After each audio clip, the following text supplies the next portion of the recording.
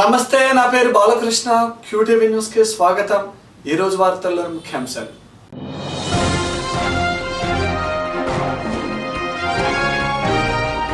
ప్రత్యేక హోదాపై పోరాటానికి సిద్ధం కండి. బీజేపీ టీడీపీలు చేసిన మోసాన్ని నిలదీయండి. పిలుపునిచ్చిన సిపిఐ నాయకులు ముప్పాడ.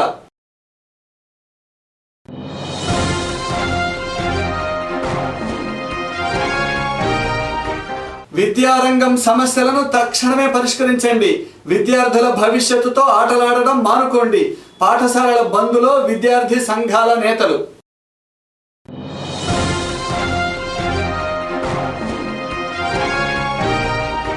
తమ సమస్యలపై దృష్టి పెట్టండి. అక్రమార్కుల నుండి రక్షణ కల్పించండి. గ్రీవెన్సుల వద్ద లబోదిబోమంటున్న బాధితులు.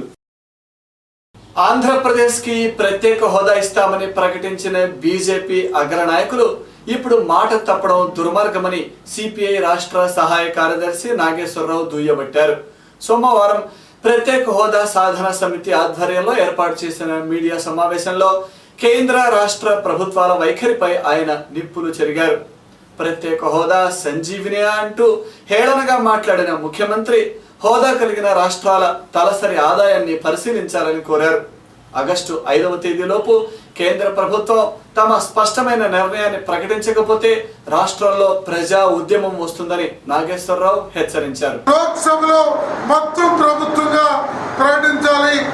ప్లానింగ్ కమిషన్ అనేటువంటిది కూడా తోడ్పాటునిచ్చి ఈ బంద్ని జయప్రదం చేయాలని చెప్పి విజ్ఞప్తి చేస్తున్నాం. ఆగిపోయిన గ్రామ్ ఫోన్ రికార్డు లాగా ఆయన తప్పు మాట్లాడుతున్నాడు. నన్ను అడిగితే ఫిబ్రవరి 20, 2014 భారతీయ జనతా పార్టీ అగ్ర నాయకులు వెంకయ్య నాయుడు, అరుణ్ జైట్లీ, సుష్మా స్వరాజ్ గారి అంగీకారంతో ఆనాడు నాటి ప్రధాని ప్రకటించిన విషయం దేశవ్యాప్తంగా అందరికీ తెలుసు. ఈనాడు వెంకయ్య నాయుడు గారు మాట మార్చి నరేంద్ర మోడీని ఒప్పించలేక కుప్పిగంతులేస్తున్నటువంటి పరిస్థితిని మనం చూస్తున్నాం. రాష్ట్ర ముఖ్యమంత్రి మధ్యలో కేంద్ర ప్రభుత్వం బీహార్కి ఇచ్చినట్లుగా 70,000 కోట్లు, 1,00,000 కోట్లు ప్రత్యేక ప్యాకేజీ వస్తుందని ఆశించి ప్రత్యేక కేటగిరీ హోదా సంజీవిని కాదని బీజేపీని నమ్మి ఈయన దెబ్బతిన్నారు. సాధన సమితిని సంప్రదించినప్పుడు కూడా ఏకపక్షంగా పోతున్నారు. ఇవాళ రాష్ట్రానికి కావాల్సింది పార్టీల మధ్య లబ్ధి కాదు. 5 కోట్ల మందికి ఈ హక్కుని సాధించడమే ఏకైక లక్ష్యంగా ఆలోచించాల్సిన సమయం ఆసన్నమైంది. అందువల్ల తెలుగుదేశమైన, వైసీపీ అయినా మొత్తం వామపక్షాలతో సహా రాష్ట్ర ప్రజలందరూ ఐక్యంగా కేంద్ర ప్రభుత్వం మీద ఒత్తిడి తీసుకొచ్చి ఈ ప్రత్యేక కేటగిరీ హోదా, విభజన హామీలు, రుణం, ఏదైతే రాజధానికి నిధులు, లోటు బడ్జెట్ పూరించే డబ్బు, Polavaram project, Kadapa steel plant, Duggirajapatnam, Ramayapatnam లాంటి పోర్టులు ఇవన్నీ వస్తేనే పరిశ్రమలు వస్తాయి. పరిశ్రమలు వస్తేనే వ్యాపారాలు సాగుతాయి. వ్యాపారాలు సాగితేనే ప్రజల కొనుగోలు శక్తి పెరుగుతుంది. ప్రజల కొనుగోలు శక్తి పెరిగితేనే ఉపాధి అవకాశాలు పెరుగుతాయి. ఉపాధి అవకాశాలు పెరిగితేనే భవిష్యత్తులో ఇవాళ లక్షలాది మంది యువజన విద్యార్థులకి ఉపాధి అవకాశం కలుగుతుంది. అఖిల భారత విద్యార్థి సమాఖ్య, యువజన సమాఖ్య నల్ల జెండాలు చేతబూని, ప్రత్యేక హోదా సాధన సమితి జెండాలు చేతబూని కేంద్ర ప్రభుత్వ కుట్రపూరితమైన నిరంకుశ మోడీ పద్ధతులకి ప్రతిఘటిస్తూ మా హక్కుని సాధించుకుంటామని చెప్పి సాయంత్రం ప్రదర్శన కూడా స్వచ్ఛందంగా అన్ని పట్టణాలలో పార్టీలకు అతీతంగా విద్యార్థులు, మేధావులు వీధుల్లోకి రావాలని కూడా కోరుతూ విద్యారంగ సమస్యల పరిష్కారంలో ప్రభుత్వం నిర్లక్ష్యంగా వహిస్తున్నదని ఎస్ఎఫ్ఐ రాష్ట్ర ప్రధాన కార్యదర్శి మొహమ్మద్ మండిపడ్డారు. సోమవారం ప్రభుత్వ ధోరణికి నిరసనగా బంద్కు పిలుపునివ్వడంతో కళాశాలలు స్వచ్ఛందంగా మూతపడ్డాయి.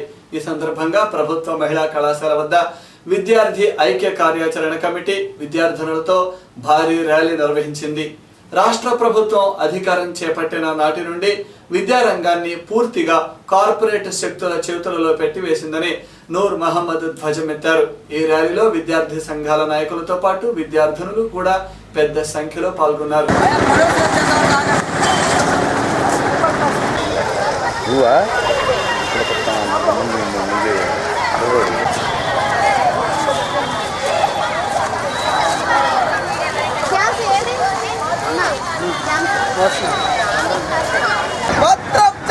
మంత్రి గంటా శ్రీనివాసరావు నారాయణ కేబినెట్ నుంచి వెంటనే సంక్షేమ ఆస్తులు మెచ్చార్జీలు వెంటనే ఒకసారి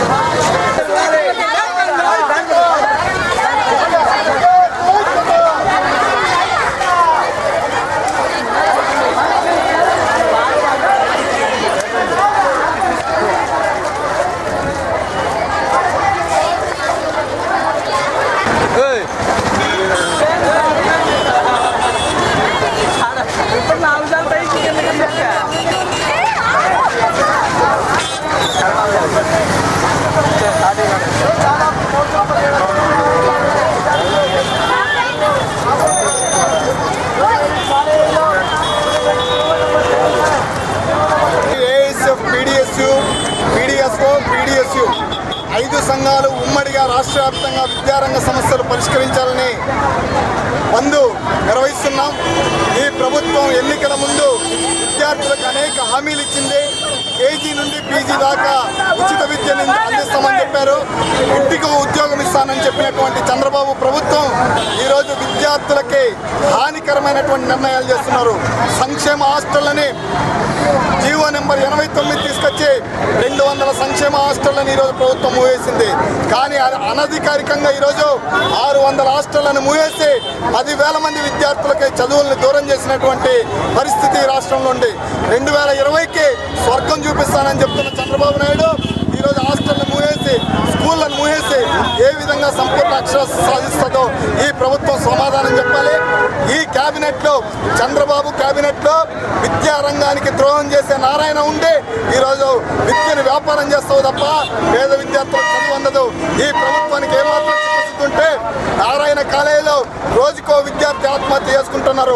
నిన్న కాకినాడలో, మొన్న కర్నూలులో ప్రతిరోజు నారాయణ చైతన్య కాలేజీల్లో చదువుతున్న విద్యార్థులు ఈరోజు మరణ శాసనంగా ఈరోజు మారుతున్నాయి.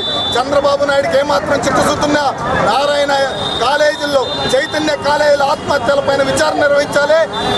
ఏదైతే నారాయణని వెంటనే మంత్రివర్గం నుంచి బర్తరఫ్ చేయాలని ఈ సందర్భంగా డిమాండ్ చేస్తున్నాం. వ్యక్తిగత గ్రామంలోని భూ సమస్యల పరిష్కారం కోరుతూ జిల్లా నలుమూలల నుండి బాధితులు జడ్పీ గ్రీవెన్స్ కు పెద్ద సంఖ్యలో విచ్చేశారు. సోమవారం జిల్లా పరిషత్తులో నిర్వహించే ప్రజా ఫిర్యాదుల దినోత్సవాన్ని పురస్కరించుకొని స్పెషల్ డిప్యూటీ కలెక్టర్ రమాదేవి బాధితుల వద్ద నుండి ఫిర్యాదులు స్వీకరించారు. సమస్యలను తక్షణమే పరిష్కరించాలని కోరుతూ అధికారులను రమాదేవి ఆదేశించారు. అనంతరం ఎడ్లపాడు మండలం కొండవీడు వద్ద రైతుల నుండి కొనుగోలు చేసిన భూములను కొంతమంది దౌర్జన్యంగా ఆక్రమించుకుంటున్నారని RTC retired employees association media వద్ద వాపోయింది. జాదు కంపెనీ నకిలీ పత్తి విత్తనాలతో తీవ్రంగా నష్టపోయామని చెలకలూరిపేటకు చెందిన రైతులు గ్రీవెన్స్ వద్ద ఆందోళన చెందారు.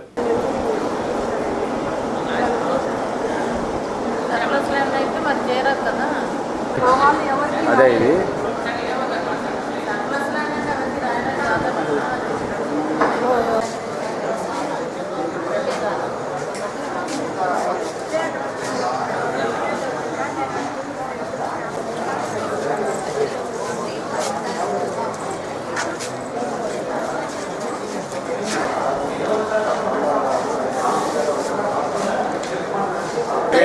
భూములు మాకు ఇప్పించండి, మా భూములు మాకు ఇప్పించండి. రిజిస్టర్ అయినటువంటి భూములు పనిచేసేటప్పుడు కలియబాకు నువ్వు 96 సంవత్సరంలో మేము సర్వీసులో ఉండగా ఎడ్లపాడు మండలం కొండవీడు గ్రామంలో ఒక 100 గజాలు ఇళ్ల స్థలాలు కొనుక్కున్నాం సార్. అది 667, 668, 672, 673, 195, 97, 98లో మేము కొనుక్కున్నాం సార్. ఆ సర్వే నెంబర్లు దానికి మాతో పాటు పనిచేసినటువంటి ఎవరైతే సెక్యూరిటీ గార్డు కొండయ్య ఉన్నారో ఆయన ద్వారా మేము కొనుగోలు చేశాం సార్. తర్వాత ఏమి జరిగిందంటే కాలక్రమేణా ఇతను 5,000, 10,000 రూపాయలకి మాలో ఉండే అమాయకుల చేత మరొకరికి దారాదాతం చేశాడు. దాంతోపాటు మావి కూడా అతను ఆక్యుపై చేయడం జరిగింది. ఎవరైతే రైతు ఉన్నారో ఆ రైతు ద్వారా మేము వెళ్ళి మా స్థలాల్లో మేము 6/7/2016లో మా స్థలాల్లో మేము బోర్డులు పెట్టుకోవడం జరిగిన సార్. ఇది మా స్థలాలని. తర్వాత అతను మమ్మల్ని ఫోన్లో బెదిరించడం, ఈడెవడో ఆ భూమి అమ్మనోడు ఎవడో ఆర్టీసీ ఎవడో అని బెదిరించడం. మేమన్నాం ఏంటంటే అయ్యా మేము ఎక్కడే ఉన్నాం రండి అని. సాయంత్రం 5 గంటల వరకు మేము అక్కడే ఉన్నాం, ఆ భూమిలో ఉన్నాం. కానీ వాడు రాలేదు. మేము వెళ్ళిపోయిన తర్వాత మా బోర్డులో పీకేశాడు సార్. అతని మీద చర్య తీసుకోవాల్సింది మేము కలెక్టర్ గారికి కూడా వినతి పత్రం ఇచ్చాం. అతను దౌర్జన్యం చేస్తున్నాడు. జంపని సత్యనారాయణ అతను బార్ అండ్ రెస్టారెంట్ ఉందండి, దుర్గా బార్ అండ్ రెస్టారెంట్ అని విజయవాడ రూట్లో వెళ్ళేటప్పుడు బ్రిడ్జ్ డౌన్లో ఉన్నది సార్. తర్వాత మాతో పాటు ఎవరైతే చేశాడో కొండయ్య అనేటువంటి మా సెక్యూరిటీ గార్డు అతను వాళ్ళతో మిలాఖత్ అయిపోయి మా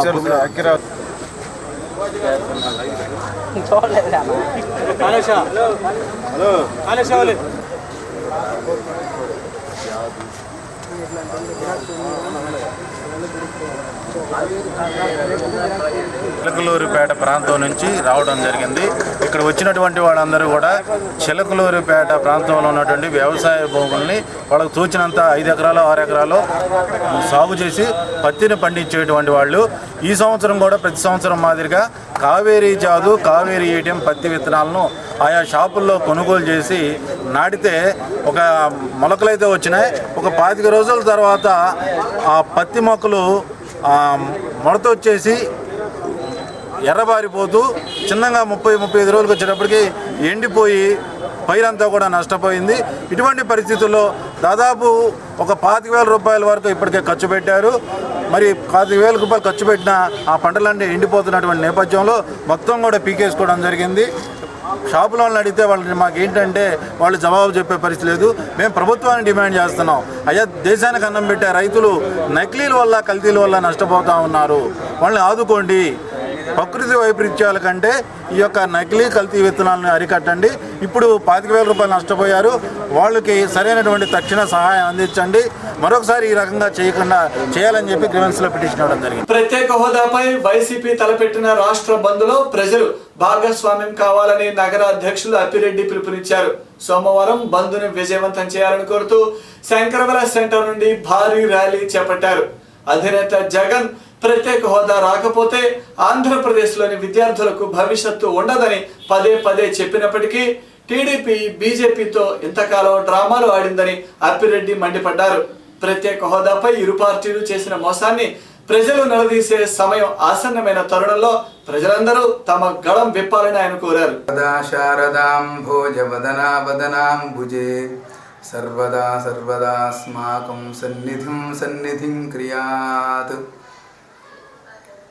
ఆ పరమేశ్వరుడి అనుగ్రహం చేత లోకాలన్నీ కూడా చల్లగా ఉండాలన్న ఉద్దేశంతో శృంగేరి శారదా పీఠాధీశ్వరులు జగద్గురువులు శ్రీ శ్రీ భారతీ తీర్థ మహాస్వామి వారి యొక్క ఆశీర్వచనంతో అందరికీ అవసరమైనటువంటి గ్రహ అనుకూలత కోసం ఆ నవగ్రహ యజ్ఞం అనేటువంటి ఒక కార్యక్రమాన్ని సంవత్సరం పాటు చేయడానికి సంకల్పించి ఇప్పటికీ 4 నెలలు పూర్తి చేసుకోవడం జరిగింది. రేపు శ్రావణ మాసంలో జరిగేటువంటి కార్యక్రమం పుష్కర సమయంలో ఏర్పడింది. చక్కగా మరి ఆ పుష్కర సందర్భం కూడా కలవడం చేత, కృష్ణా పుష్కరాలు కావడం చేత కృష్ణా నదీ తీరంలో ఈ శ్రావణ మాసంలో జరిగేటువంటి విశేష కార్యక్రమాన్ని నదీ తీరంలో చేద్దామని ఒక ఏర్పాటు చేసుకోవడం జరిగింది. ఆ నదీ తీరంలో జరిగే కార్యక్రమంలో విశేషం ఏమిటంటే నవగ్రహ ముఖంతో పాటు మహాలక్ష్మి అమ్మవారికి దాదాపుగా ఆ మూలమంత్రం యొక్క జపం 1,00,000 జరిగింది. ఆ జప ఫలం తీర్థరూపంలో ఆ కార్యక్రమంలో అందజేయబడుతుంది. ఈ జపానికి తగిన హోమం కూడా ఆ రోజు జరుపబడుతుంది. మహాలక్ష్మి హోమం కూడా జరుపబడుతుంది, మూలమంత్ర హవనం. కాబట్టి భక్తులందరూ కూడా ఈ కార్యక్రమంలో, ఈ పుష్కరాల సందర్భంలో ఆ నదీ తీరంలో జరిగేటువంటి ఈ హోమ కార్యక్రమంలో పాల్గొని ఆ నవగ్రహాల యొక్క అలాగే మహాలక్ష్మి యొక్క సంపూర్ణ అనుగ్రహాన్ని పొంది శుభ ఫలాలని పొందాలని కోరుతున్నాను. QTV న్యూస్లో ఇప్పటికే విరామం.